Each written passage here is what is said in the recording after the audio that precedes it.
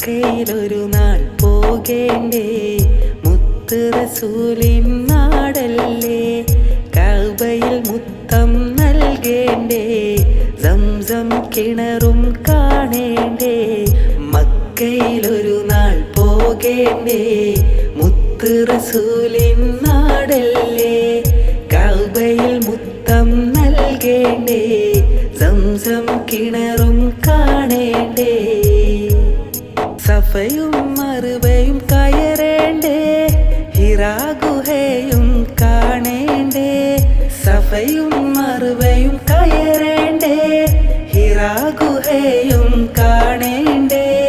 ഹജ്ജും ഉംറയും ചെയ്യാനായി തൗഫീഖേകിടണേ നാഥാ.